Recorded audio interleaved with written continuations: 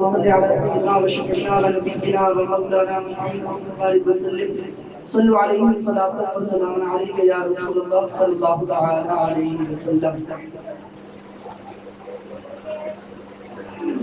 شاعر مشرق ڈاکٹر اقبال فرماتی ہے سبق پھر پر صداقت کا، عدالت کا، شجاعت کا، لیا جائے گا کام پھر تجھ سے دنیا کی امامت کا. لیا جائے گا کام پھر تجھ سے دنیا کی امامت کا.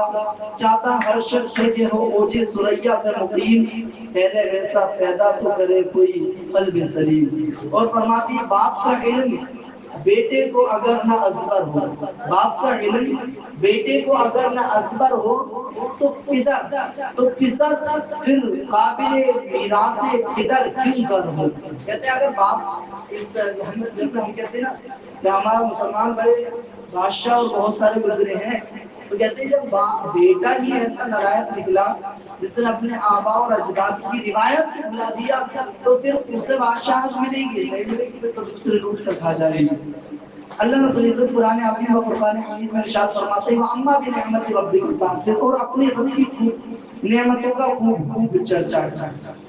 آج ہم جس دور میں جی رہے ہیں، جس دور فتن میں جی رہے ہیں، دل اچاٹ رہتا ہے، پریشان جب ہم دیکھتے ہیں ادھر ادھر غزہ میں دیکھتے ہیں مظلوم بچوں پر بم برسائے جا رہے ہیں. لیکن یہ تاریخ انسانی میں پہلی جنگ ایسی ہے جس کے اندر کسی نے ہجرت نہیں کی ہے، جس کے اندر کوئی بھی چھوڑ چھاڑ کر نہیں گیا ہے.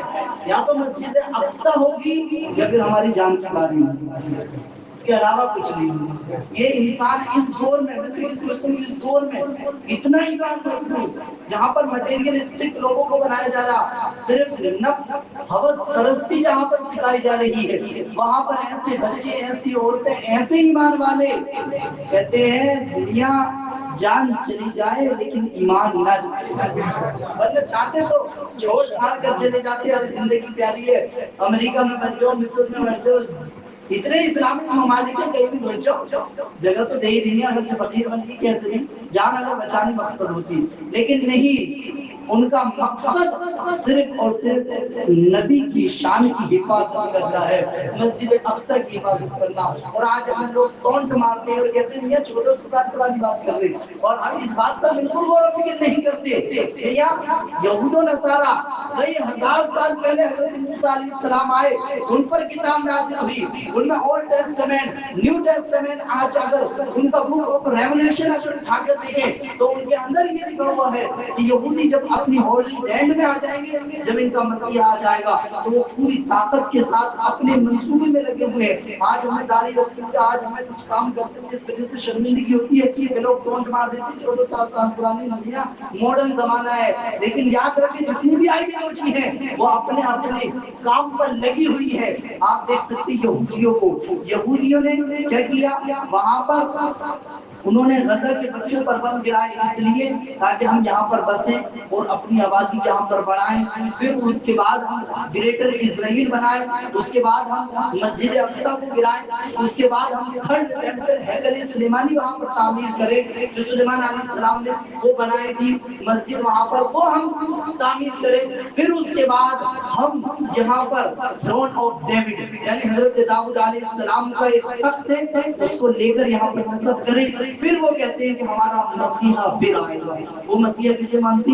دجال. اور اسی طریقے سے عیسائی، حضرت عیسائی اسی طریقے سے عیسائی اپنے اس کتاب میں آج اگرچہ وہ کتابیں محفوظ نہیں رہی، نیو ٹیسٹمنٹ یا اولڈ ٹیسٹمنٹ یہ دو ناموں سے کتاب اب چھاپی جاتی ہے، تو ان کے اندر یہ لکھا ہوا ہے کہ اس وقت مسیحا یعنی مسیح دجال، مسیح دجال کو یہودی مانتے ہیں لیکن عیسائی حضرت عیسیٰ علیہ السلام کو مسیحا مانتے ہیں. مسلمان بھی یہ مانتے ہیں کہ عیسیٰ علیہ السلام آئیں گے. یہ دونوں آئیڈیالوجیکلی ایک ہی پیج پر ہیں، لیکن عیسائی یہ سمجھتے ہیں کہ جب تک یہودیوں کو ان کو ہولی لینڈ نہ دے دی جائے اس وقت عیسیٰ علیہ السلام نہیں آئیں گے. تو وہ بھی اسی میں لگے ہوئے ہیں. حالانکہ دونوں یہ دونوں آئیڈیالوجی یہودی اور نصارہ بالکل اس طریقے سے جیسے دن اور رات ہوتی ہے. ایک طرف حضرت عیسیٰ علیہ السلام کو پیغمبر اور نبی مانا جا رہا ہے اور یہودی انہیں ایکسیپٹ ہی نہیں کرتے بلکہ انہیں ناجائز بازن میں ناجائز اولاد کہتے ہیں. ان کی ماں کو ایک طرف خدا مان کر پوجتے ہیں عیسائی تو ادھر ان کی ماں پر تہمت لگاتے ہیں یہودی. کبھی انہوں نے قبول نہیں کیا حضور صلی اللہ علیہ وسلم اور عیسیٰ علیہ السلام کو ایز اے پروفٹ کبھی انہوں نے قبول ہی نہیں کیا. یہ اور پھر بھی دیکھو اتنی خطرناک آئیڈیالوجی جس کی بنیاد بنا کر اگرچہ سیاست کی بنیاد تھی ہٹلر نے ان کو مارا لیکن یہ بھی بنیاد تھی کہ ان کی کتابوں میں آج بھی لکھا ہوا ہے. لیکن انہوں نے اویئرنیس اتنی لوگوں کے درمیان پیدا کی کہ ہم یہاں پر بسیں گے جب مسیح آئے گا. اور عیسیٰ علیہ السلام کے بارے میں بتایا کہ وہ انہیں کتنا بھی کوئی بھی سیاست نہ آئے امریکہ میں یا ادھر یورپ کے اندر وہ ڈیفینیٹلی اسرائیل کو ہی سپورٹ کرتے کیونکہ ان کا ماننا یہ ہے کہ عیسیٰ علیہ السلام اس وقت تک آئیں گے جب ہم یہودیوں کو واپس آ دیں گے.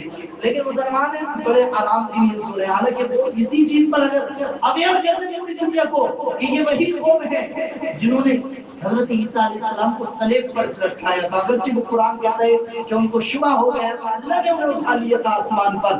یہ وہی قوم ہے جو مریم علیہ السلام کو یہ تہمت لگاتی ہے تو جو مدد انہیں پہنچتی ہے پوری دنیا کی وہ مدد فلسطینیوں کو پہنچنے لگے گی. لیکن مسلمان لگے ہوئے ہیں اپنے عزموں کو سوچتے ہیں کہ ہمیں کہیں جنگ کرنی پڑے گی. جنگ ضروری نہیں کہ بم گرا کر ہی جنگ جیتی جاتی ہے کچھ مصلحت چیزوں سے بھی جیت لی جاتی ہے. تو یہ اتنی پرانی چیزوں پر لگے ہوئے ہیں اتنی سال پرانی چیزوں پر. اور مسلمان کو اگر کوئی کہہ دے میاں اس ماڈرن زمانے میں تم کیا کر رہے ہو اسلام اور یہ نماز یہ سب چیزیں بات کی بات ہے آج تو میں مستی میں لگا ہوا ہوں میری مستی نہیں چھوٹ رہی مجھ سے. تو یہ چیزیں کیا ہے. اور آپ اسی ماڈل کو دیکھو کہ انہوں نے اسلامی فوجی پھیلا کر مسلمانوں کے خلاف نفرت پھیلا کر پوری دنیا کی ہمدردی بٹور لی. جب ہٹلر نے انہیں مارا پوری دنیا یونائٹڈ ہو گئی. اس سے کہیں زیادہ انہوں نے لوگوں کو مار دیا. یعنی لوگ کہتے ہیں کہ آپ کا برا حال مسلمانوں کا کبھی نہیں تھا لیکن میں کہتا ہوں آپ کا بغیرت بھی کبھی مسلمان نہیں تھا. انہوں نے اتنے لوگوں کو مار دیا پوری دنیا میں یونائٹڈ کر دی. تھوڑے سے یہودی ہٹلر نے مارا تو یہ جرمنی پر جرمانہ تک لگ گیا. آج تک فائنینسی طور پر وہ نہیں ابھر پایا لیکن غزہ میں اتنے بچوں کو مار دیا. پھر چین کی نظر یہ ہے کہ ہم یہاں پر کاروبار کریں گے انہیں اٹھا کر ادھر پھینک دو ادھر پھینک دو.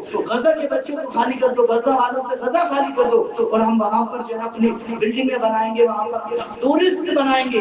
وہاں پر یہ نظر ہے کہاں یہودیوں کو تھوڑوں سے مارا تھا اتنوں کو نہیں مارا تھا جتنے یہ آج مار رہے ہیں جتنے فلسطینیوں کو یہ مار چکے ہیں. تاریخ میں اتنے یہودی نہیں مرے تھے پھر اس کے بعد جنوسائیڈ زندہ جنوسائیڈ بچوں کو مارا جا رہا ہے. اس کے بعد بھی مسلمان سو رہا ہے اپنے آرام سے. اور یہ اویئرنیس نہیں پھیلا پا رہے کہ ہمارے خلاف ہو کیا رہا ہے. وہی ماڈل انہوں نے سب میں یورپ میں اپنایا اور وہی ماڈل ہندوستان والے بولے ہم محفوظ ہیں لیکن وہی ماڈل انہوں نے ہندوستان میں لا دیا. جو انسان گائے کی گوبر میں کوئی نور تلاش کر سکتا ہے اسے یہ پتہ چل سکتا ہے کہ فقر کیا معاملہ ہے. اسے یہ پتہ سکتا ہے اسے ان لوگوں کو یہ پتہ چل سکتا ہے کہ کس طریقے کا اسلام میں کیا کیا چیزیں ہیں مدرسے کس طریقے سے چلتے. لیکن سب چیزیں پتہ چل رہی ہے کہاں سے وہیں سے آ رہا ہے وہیں سے یہ آئیڈیالوجی کہاں سے آ رہی ہے وہیں سے آ رہی ہے یہودیوں سے. اسی لیے ایک RSS والا بول رہا تھا کہ یہاں پر ہندوستان کو اسرائیل کی طرح ہونا چاہیے تھا. اس طریقے سے اسرائیل جو پرمکھ ہے وہ بول رہا ہے اسرائیل کی طرح یہ نہیں کہ کامیابی سے اسرائیل کی طرح ہونا چاہیے تھا کہ وہاں پر ملک آگے بڑھ رہا ہے فائنینس میں نہیں بلکہ اس کا مقصد یہ تھا جس طریقے سے اسرائیل بچوں کو مار رہا ہے مسلمانوں پر ظلم کر رہا ہے اسی طریقے سے ہندوستان میں ظلم ہونا چاہیے. اور ہو ہی رہا ہے گرمی پکڑ کے پیٹ دیتا کیا ہے اس کی وجہ کیا ہم ایک دوسرے کو بتا ہی نہیں پاتے. ہم اگر کسی محفل میں بھی بیٹھتے ہیں تو ان چیزوں کو ڈسکس کرنا بھی پسند نہیں کرتے. دنیا میں کیا چلا وہ 20 وہ کئی ہزار سال پرانی مسجد سمجھتے ہندوستان میں لاگو کرنے کی سوچ رہے ہیں. وہ عیسائی یہودیوں کو وہاں بتانے کی سوچ رہے ہیں. یہودی خود وہاں پر مسجد اقصی کو گرانے کی سوچ رہے ہیں. اتنے ہزار سال پرانی آئیڈیالوجی ہے نہیں فرق نہیں پڑتا. بس مسلمان کو شرم آتی ہے کہ اتنی سال پرانی بات ہے یہ چیزیں چھوڑو. حالانکہ جب صحابہ ساتھ میں بیٹھتے تھے تو کہتے تھے آؤ چلو حضور کی بات کرتے ہیں. ایک لاسٹ بات بتا کر میں وہ چاہتا ہوں کہ اویئرنیس کیسے پھیلانی چاہیے. انہوں نے کیا چیز کی اصل میں کس چیز کو ایک سائیکولوجی میں ایک ٹرم یوز ہوتی ہے ڈی ہیومنائزیشن.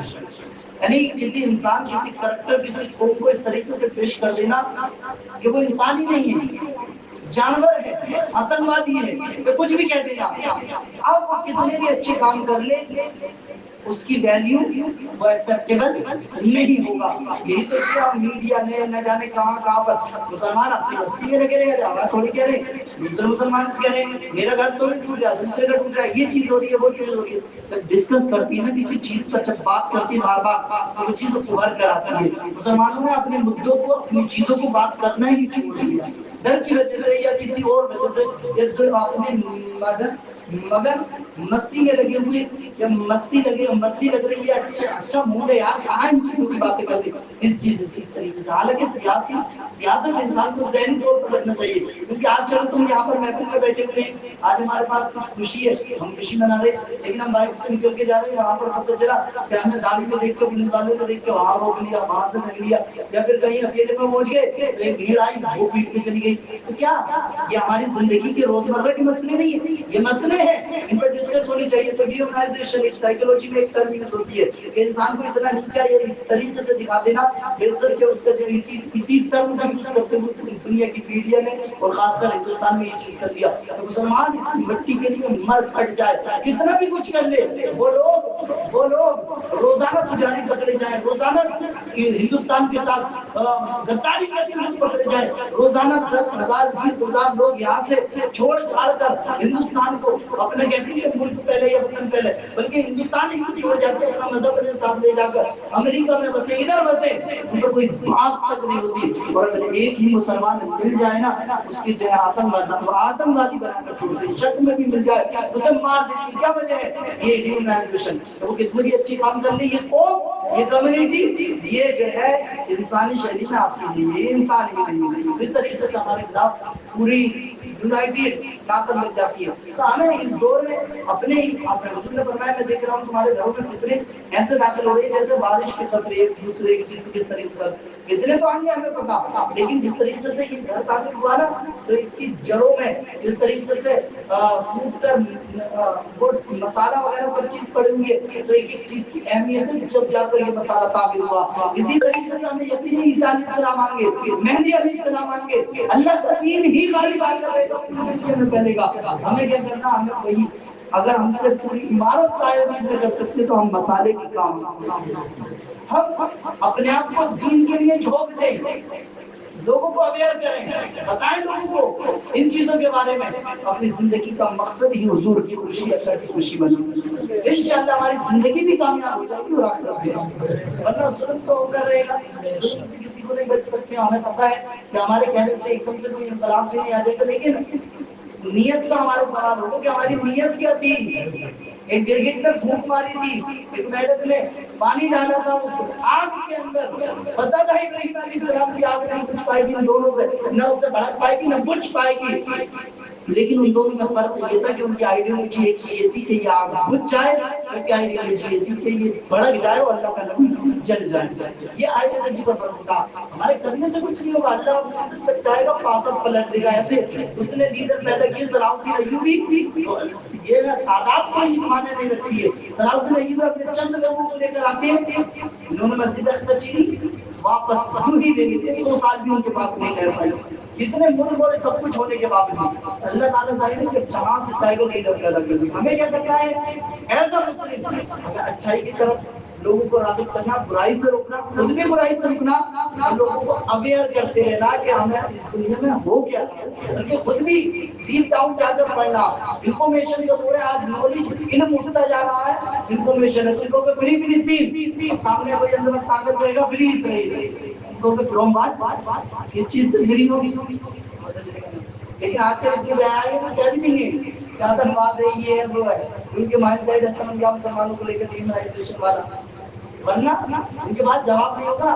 وہ فلسطین آزاد ہوتا ہے, وہ اسرائیل نے آ کے جو قبضہ کیا ہے, وہ کہیں گے تمہارے مقابلے میں آ کے ہندوستان کے اندر تم سے دشمنی رکھتے ہیں, وہ کہیں گے فری اسرائیل. کس چیز سے اسرائیل آزاد ہوا؟ جواب نہیں. یہ چیزیں چلیں گے, اللہ ہم سب کی حفاظت